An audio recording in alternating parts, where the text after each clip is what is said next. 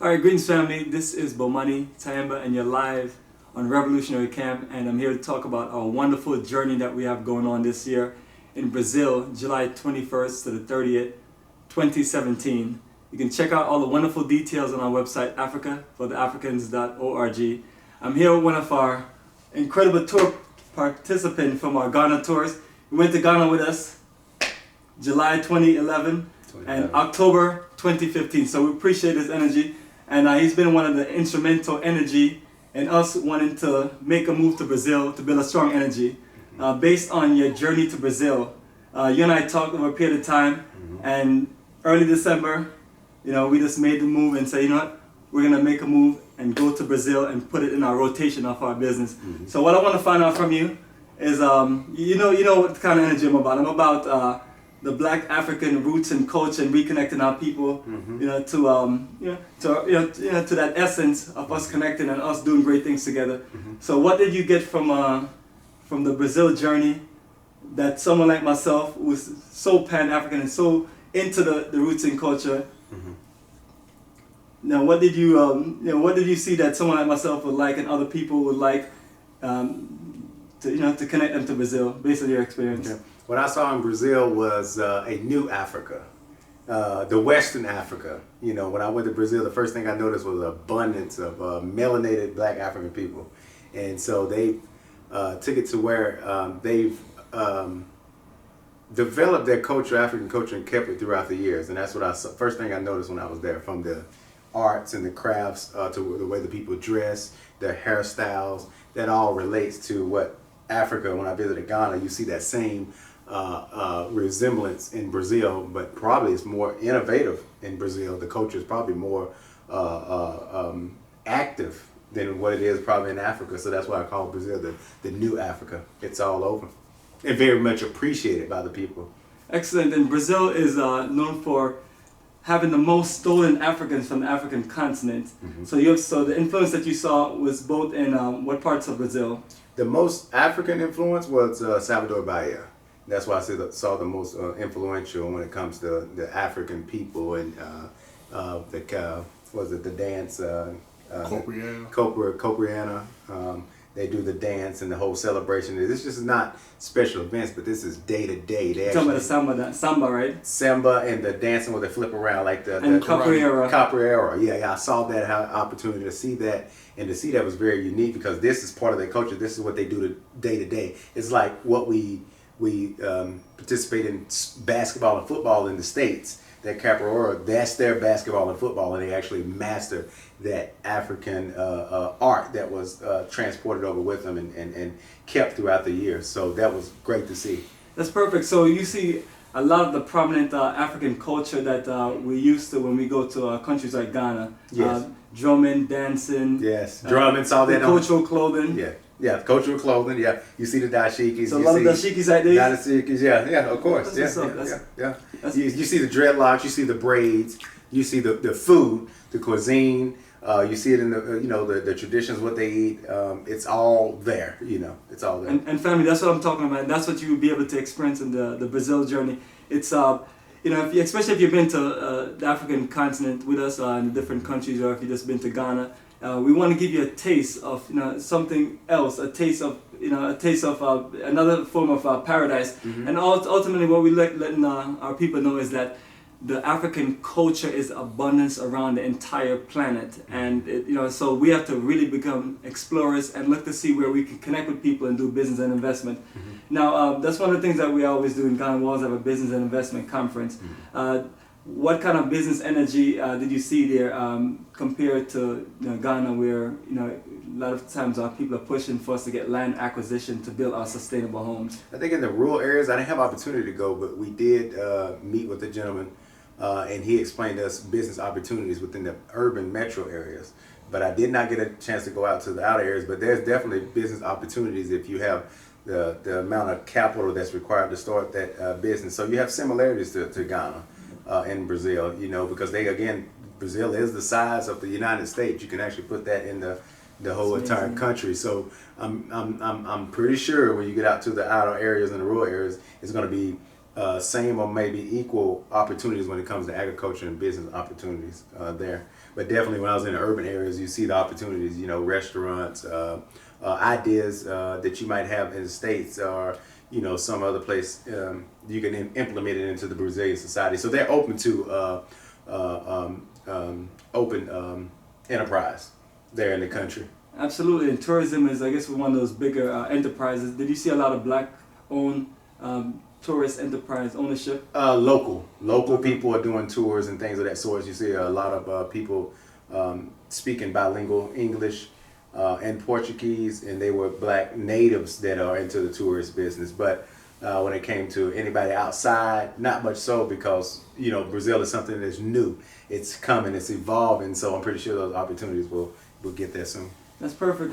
Did you see a lot of our brothers from the African, you know, from the different parts of the African diaspora, like America, Jamaica, going there, connecting, doing business, or just exploring? Of course, there was a lot of brothers that I met from the States, and that was interesting to see. And these individuals that have been coming for years and years. There's older guys, 50s, 60s, in that age range that were there, and they could give you a lot of knowledge and wisdom. And I met a guy when I was, matter of fact, buying some of these souvenirs.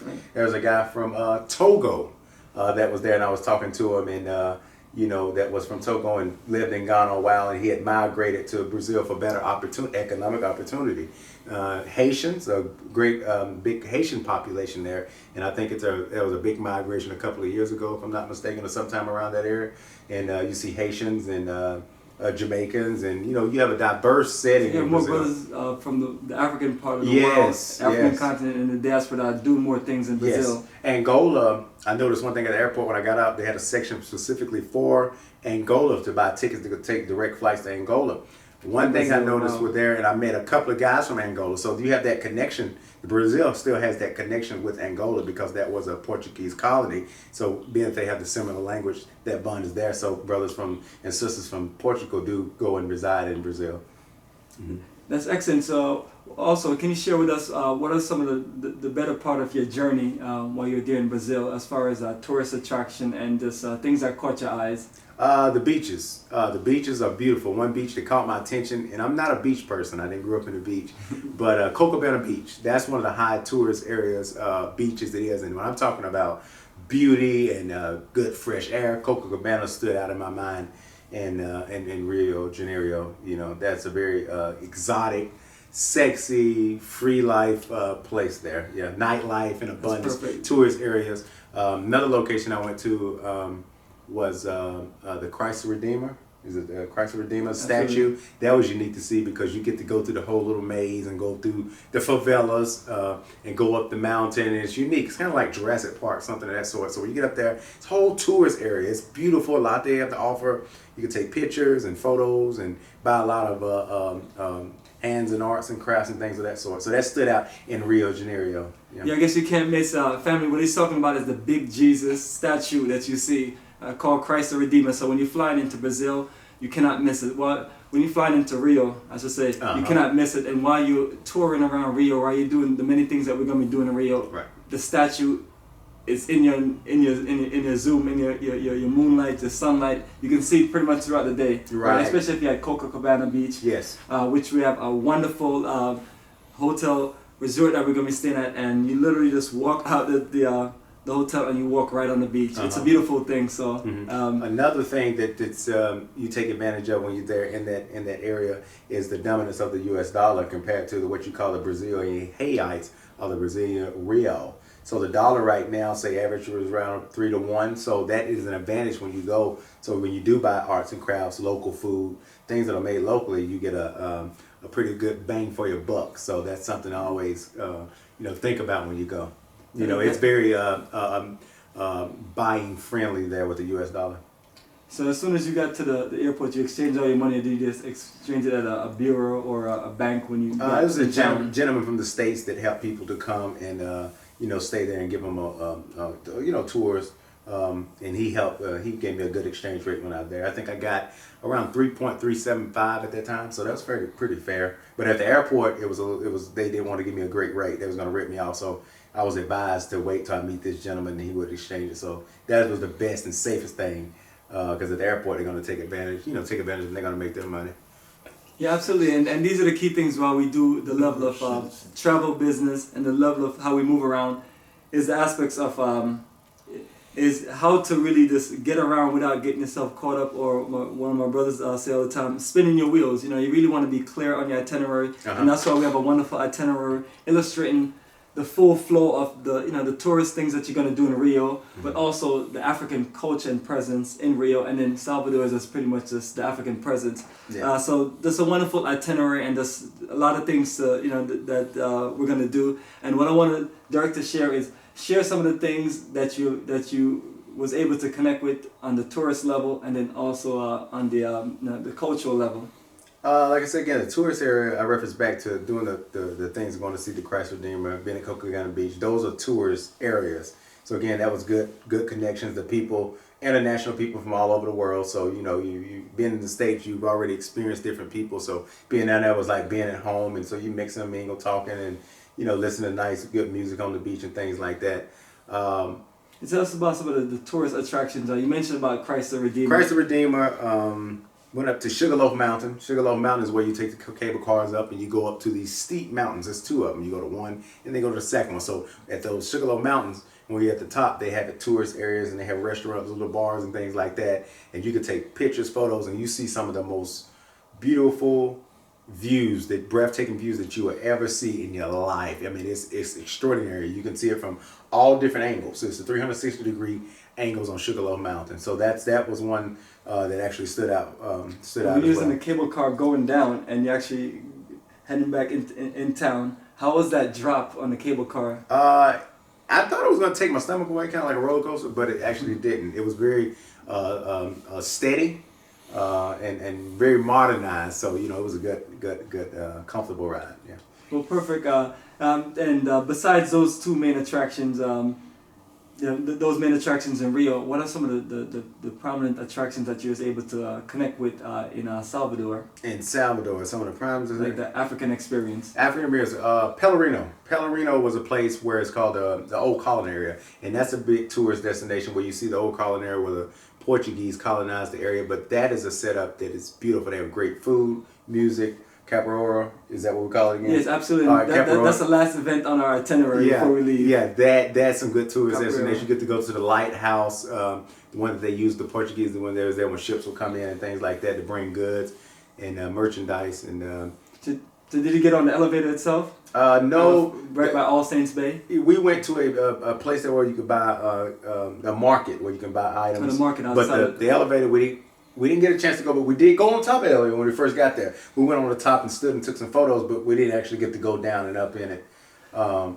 But that is a high populated area for tourists. Beautiful place. And let me not forget this. With that same as Copacabana, the Bahia probably has just as better a coastline beaches that you would see in the world. I mean, the whole coastline borders the whole state of Salvador.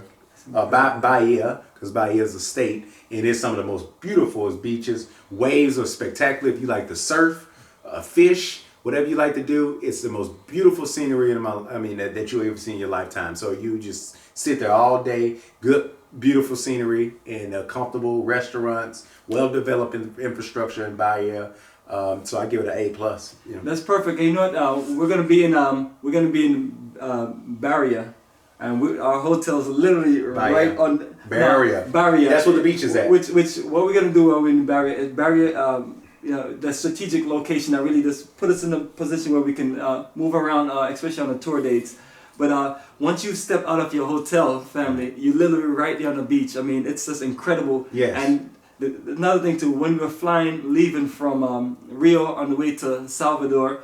It's about how long is your flight? About 2 hours, right? 2 hours in a very comfortable flight. The planes are very modernized, like you're flying for Delta. So, you know, you get good service. People are going to speak English at the airport, you know, that work there. So it's a comfortable ride. And it's just nick of time. As soon as you close your eyes or you'll sit back and grab you something to eat, you'll be there in the nick of time. Everything will be comfortable and safe. Perfect. But while you're flying over, did you glimpse through the window and see the miles and miles of beautiful coastline property? Yes, you can see that. Yeah, you can see that on the way up. Yeah, and you can see the uniqueness of the layout of the country itself. You know. So I'm telling that you had a better time in Salvador because we're so into the roots and culture. Yeah, I felt more comfortable in Salvador. When I got to the off the airplane and I seen everybody, you know, the different cultural people. Then I see all the brown people. I'm like, hey, this is home right here. And they greet me and they smile. They say, hey, you know, like they know me. You know, so the only thing that held me back, I would say, is that I didn't know the native language, which is Portuguese. But I'm learning it and you're now. recommending people learn the language more. Learn the language, learn some good phrases, introductions, goodbyes, things like that. How to order food, how to order a taxi. That will give you an edge and an advantage to enjoy the experience of going to Brazil even more and be more effective. Exactly, and that's why we always make sure we have some of the best tour guides and crew members. That way, we can learn about the culture, from people that are just, that are into their country and want to make sure that you have the best time in your life. So it's good to see that you was able to connect with brothers from from America there, and also you was able to connect with local folks. So it's always good networking. And what would you like to say to people as far as the comfort as talking to people and meeting people? And the people in Brazil are very friendly. They're some of the most friendliest people that you will meet. You always want to they'll come up and talk to you, but you always want to keep a caution because Brazil is a wild country, meaning things happen. They have their violence, their local things like that. But just like anywhere you're at, you watch your surroundings. Don't keep your cell phones out because they like stealing cell phones. That's a possibility. A little minor, little petty, little theft like that. Because Brazil is not the best economy in the world, but they're like the 10th largest. So they're developing and they're getting up to par. They have law enforcement, things like that. But it's a wild place. I feel safe. Yeah, you feel very safe. You just don't put. And as far as women that are coming from from American things, they're safe as well. Yeah, you have police, patrolling, military people like that around. So it's one of the biggest questions I've been getting is the thing safe? Everything since the Olympics. So yes, that's why since you've been there like literally a few months ago, right? We're just trying to get the best updates from you to share with folks, right? And while you're moving around, any key things you want to share with people, or it's moving around is very easy to get around. You have a lot of the infrastructure again is great. You have buses, just like here in the States. You have trains that take you places, subway trains. You have taxis everywhere, and the rates are great. US dollar, you can take a taxi 10 miles and probably pay like $5 or $3. So that's, the convenience of getting around is great. Malls, a lot of big major malls there. They nightlife, you can catch a cab over to the nightlife place, or you can rent a car, so, you can get around several different ways, so many different ways. Bicycle, you can rent a bicycle.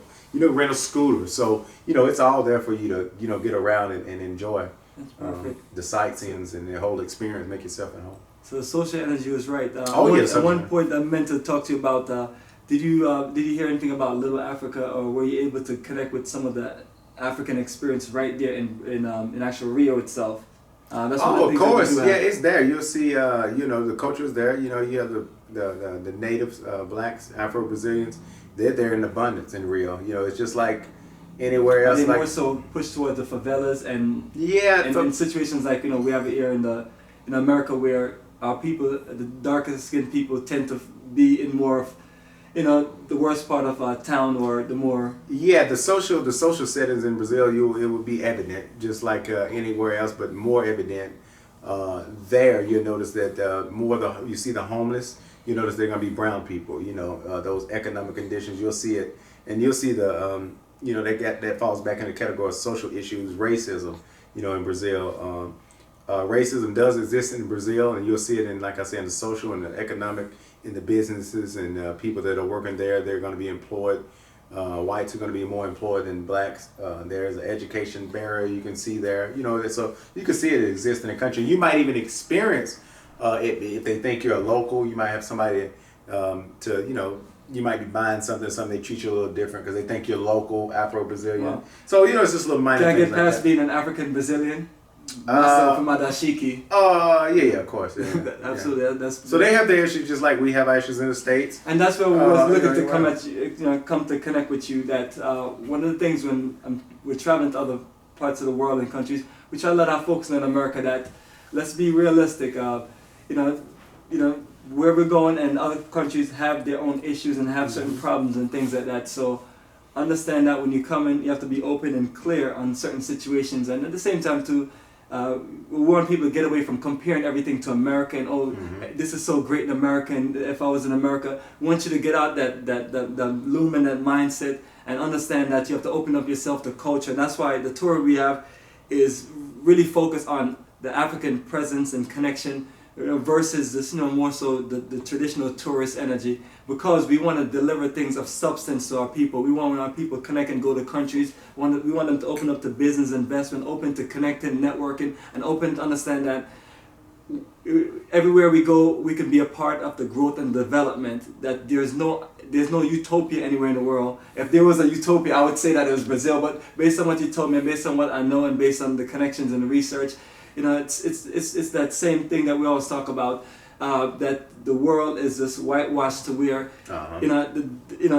the development and the control and the foundation and the ownership of, even a country like Jamaica, that's, where I'm from, that's as black as you can get black. But the majority of the investments are owned by European and Asians.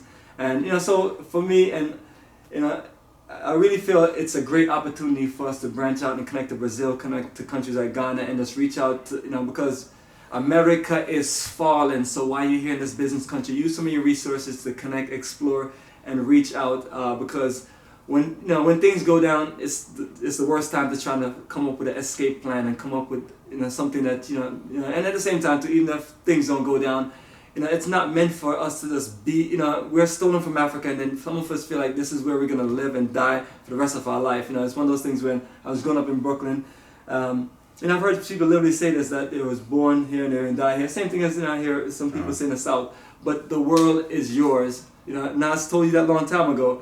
Literally, we have a great African black influence around the entire world. Even I'm here in parts of Russia. I mean, we're everywhere, family. And since we have certain resources here in America, because it's that business country, let's use more of that and connect and take some of these journeys. And before I close, I want to find out from you, what do you recommend and what do you want to put in people's ear as far as opening their mind to traveling and getting passports and things like that, and being ready for the global explosion of the world? Preparation. Make sure that you prep, get an idea of when you go to these places, study about it, get you a travel guidebook like this right here, the Brazilian Travel Guide, so you get familiar about what your interest might be, what that country has to offer, what's the language, what's the culture, some of the laws, little minor things like that, some of the great foods they have to offer. So like I said, preparation. Read much as you can about that country and any country that you're going to. That's perfect. And one of the last magical questions, Immigration, because is immigration itself. What about what about the process of when people want to say, hey, I want to live in this country? Brazil is a place that is very immigration friendly, because they have a history of diversity of groups migrating to Brazil. That place is open to it, and you'll notice when you start looking at the policies and procedures when it comes to being a resident there, they're very lenient. So Brazil is open to it. Your U.S. passport will get you there in open hands and get you through the application process to, if you wanted to live and possibly be a citizen to Brazil, they're open to dual citizenship. Well, perfect. You said the main thing, passport. Yes. Now I work for an airline, a major airline, and it's unbelievable the amount of people that did not have passports. So it's one of those things where, to even get in the game of what we're talking about on a global scale, you have to get a passport. And I've heard people say things as, I can't get a passport because of certain issues.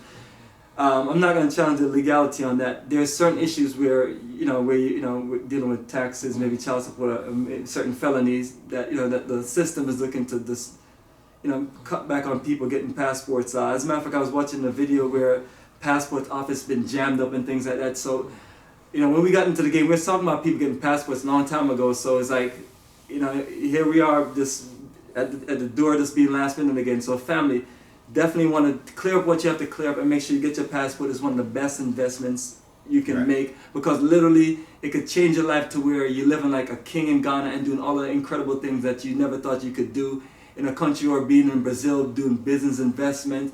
We have to just step outside of the box on this, and that's what we're really pushing. That's why when you go to our website, africafortheafricans.org, you see a multitude of opportunities that we're connecting. Now we're taking tours to the African continent, May and November. looking to squeeze in a few options to go back to Brazil a few times, and Right. maybe Haiti, the Dominican Republic is another place that you've been to. Right. And so people can really just stay connected. Right. This is a word of advice. When I took my first tour to Ghana with Bomani and for Africa for Africans, that was my first time leaving the country. One thing that it helped me to learn is that traveling with Bomani to Africa opened up doors for all international travel, because the process that I went through with Bomani, he led you step by step what you needed to do, from your application for your visa to your vaccinations. He had everything already in itinerary. So again, taking the trip to Ghana was a blessing for me to open the door and know how to travel international, how to pack my luggage. Bomani, a lot of strategies. Yeah, a lot of strategies and things that he teaches you that you might not think, but when he does that, it's helping you to evolve into international traveling, and plus probably living at one of these places one day. So again, his whole structure that he offers with his tours, you gotta do it because it'll help you out. Spending that the amount on the tour, you might say, oh, that's expensive, but look at the advantage it gives. It gives you a payment plan, deposit payment plan. That's an advantage in itself, so you don't have to pay the money up front. So the tour is put together just perfectly to help you to reach your goals of traveling abroad and repatriation. Yeah, absolutely. I appreciate the energy, and that's what we're looking to do. It's hard for some people to fathom just going to certain countries and having to put all the things together. We've become the non-traditional travel agency that have taken it to a different level to get you more prepared than anything else. And the focus is making sure you have everything that you need in front of you so you can be clear. That's the most important thing. We have ways you can work things and get things flown. But I also want to let people know that the cost of everything is the cost of, you're talking about airline tickets, to paying staff, crew, transportation, hotel, activities, and all these wonderful things. So let's think about all the money that we spend during the holidays. We spend buying a lot of different things, or we spend making European or Asian business or other people business richer. We can use some of those resources to plan vacations for our family, plan holidays, plan getaways, plan things where you can just get away and realign your mind. We all need a getaway when you're just here in this rat race, running, and then you just all the craziness going on. We all need time to gel away and reconnect, and that's perfect for these journeys. But it's hard to really put together the budget and still out there buying all the Christmas gifts, buying all kind of things during the Black Friday and all of these marathons that's out there to suck our resources. And these are some of the same resources that we can use to grow Africa, grow independent business, and do things international. And other than that, what other advice can you give to people on how they can put together the budget to come on these journeys, or even take just any kind of getaway? Because it's one of those conversations that we just really have to have before we close, because people are going to look at the price for tours and may look at it in many different ways. I would say, again, take advantage of the payment plan. And then once you're doing your payment plan, put away for your tour money. So for example, if you're going to Brazil or Ghana and you pay for your tour through the payments, the extra cash that you're making week by week, put up $100, $200 in your savings account or account to the side specifically for touring and traveling, and then let that save up your spending cash that you have your budget. So if you're going on a tour for 2 weeks, put up $1,000 or $1,000 or something of that sort, of 15. Don't let not having enough cash fear you away from taking the tour. Just put away micro amounts of money, your savings, and you'll be okay. And then when you go on your tour, have a little notepad what you're spending. Have a spending budget the way you're writing down. No matter if it's a taxi, buying a Coca-Cola, or a lunch plate, write it down. Keep a budget so you don't overspend.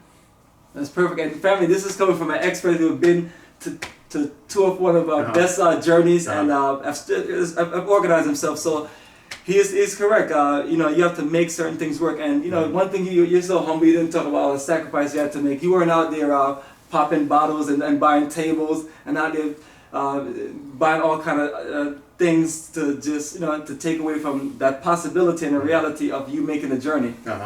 Correct. You're focused, right? Focus, and discipline. Focus and discipline. I channel that energy And I guess you're not a big shopper, right? You Not a don't go big to a shopper. Louis Vuitton store and spend a bunch of money. No, right? I was thinking about, I want to go to Africa, so I don't need that Louis Vuitton. Let me put that $200. All this other madness that folks Yeah. got there literally buy bags for thousands of dollars. Exactly. Buy shoes, pants. You know, if you, as a matter of fact, family, if you want to call and talk with me about budgeting, call me at 404-931-9429. I talk to people throughout the day as far as how we can structure our finances and get away from making others rich and start empowering ourselves and being able to share and do things in the world. It seems like, if you look at a certain perspective, it's like the entire world is dominated by European culture to where you have some of the blackest countries have resorts and have things, and Europeans and Asians have built resorts around the world so their folks can just enjoy a holiday, enjoy a getaway, and then we're the ones servicing and doing things for them. And I'm telling our folks, family, we weren't put here to be a slave for nobody. Nobody. You know what I'm saying? There's nothing wrong with services and customer service, but I'm always, just like the Africa for African Tourism Investment, we keep it as a black experience. That way we can service and do things with our own people and also connect them to how we can be strong as a people. Right. If we just taking vacations and holidays, all we do is just spending money with others and making their resorts and making their enterprise and everything else rich, what are we really doing for ourselves? Right. So consciously, look at the things that we're talking about. We're Africa for the Africans for a reason, because it's a black experience, and we're building and spending money for black folks and black-owned business. And it builds your self-esteem. When you take these tours, for me, going to Africa first and traveling to Brazil second, for me, with Bomani's first tour to Ghana, it built my self-esteem more. It gave me more of a awareness who I was and where I come from, and a proudness about myself. So when I see all my people in Africa, and I'm like, this is where I come from. And then when I go to Brazil and I see people that haven't been to Africa, and I'm like, you're here, you're African, and you're in a whole other part of the world. I make two of those worlds come together, and it's amazing. And so that, when I wake up in the morning, I'm like, I can see the world from a whole different aspect than I did prior to going to Africa. So again, if you take that tour, it would change your life, your mental aspect of the life that you live in the United States. So you'll have a better life here once you travel to Africa, the continent, and then Brazil and other places around the world. Perfect, my brother. And then let me say this. This will be my last. I want to give you this. We're in no rush. We want to share as much as we can. This is a quote that I'm going to say. It just came to mind. Let your imagination become your transformation. Right. Let your imagination become your transformation. If you can imagine traveling abroad, developing another lifestyle, developing business in your imagination, that will allow you to transform your life and your mind, body, and soul. So let your imagination become your transformation. Perfect, man. And this has been great, man. I'm trying to see if I can squeeze some more questions out of you or something, or some kind of final thoughts. But we've shared enough for the day, and I just really appreciate you connecting with our people and letting our people understand that the way we do these things is by maintaining being organized. And I have my good brother in the background that's doing our recording for us today. He's been so entranced by our conversation. We just want to weigh him in. Our brother Safari, brother Chef, we know you as. Go ahead and share something. Brother Derrick, could you tell us something about politics in Brazil? Politics. Brazil is a. I don't want to mistake him. I think Brazil is a democracy, and they were prior to that in the 80s. The prior government was a military government. So as of right now, the democracy is working fairly well. They had a problem with their previous president. I think they impeached her, and I guess that was from problems or things she wasn't doing, and people was dishappy, so they impeached her. And so they have a new president, but other than that, I think things are going, when I was there, things were pretty fair and steady and balanced with the government. There was no type of violent military occupation or anything like that, so things were functioning. What was probably, if you know, the largest black-owned business in Brazil? In Brazil, I don't know. I'll have to do research on that. Yeah, don't know. Absolutely. And family, as we begin to build that experience more in Brazil and make those connections in other parts, we definitely wanted to share more with our folks. So we're definitely we have more field research to do, and we really appreciate your inspiration to being one of those brothers who just really took the research and went on your, you went on your own, and you helped us also build a lot of research, for a lot of the documentation we have on our website. Yes. So, my brother, you have anything else you want to share with us? Not at this time. It's a blessing. I appreciate it, having the opportunity to sit here and hear him say it again. Can't wait to see it on YouTube. Yes, family, we will share with you all of the wonderful highlights in our July journey to Brazil. And that's what we're about. We like to just bring you the documentation, yeah? Correct. Everything, pictures, videos, let you feel it. Sometimes we have to just hit you hard with it and let you feel it. Let you just wake you up out of the matrix, wake you up out of this zone and say, family, let's make some moves and do some things. Yes. And not just get caught up into this land, and understanding that we have so many brothers and sisters globally. And unless we start reaching out more and more, we never realize how we can come together strong. Because that's what it's about right now. It's about we as a people building together, and that's why we always push race first, and we always push the words Africa for the Africans, because we have been so divided and so separated. And even when we talk about the African continent, all of the beautiful minds have been stolen from the continent from doing slavery and other forms of our people just imperialism. Being taken away, imperialism, colonialism, all the other isms and schisms.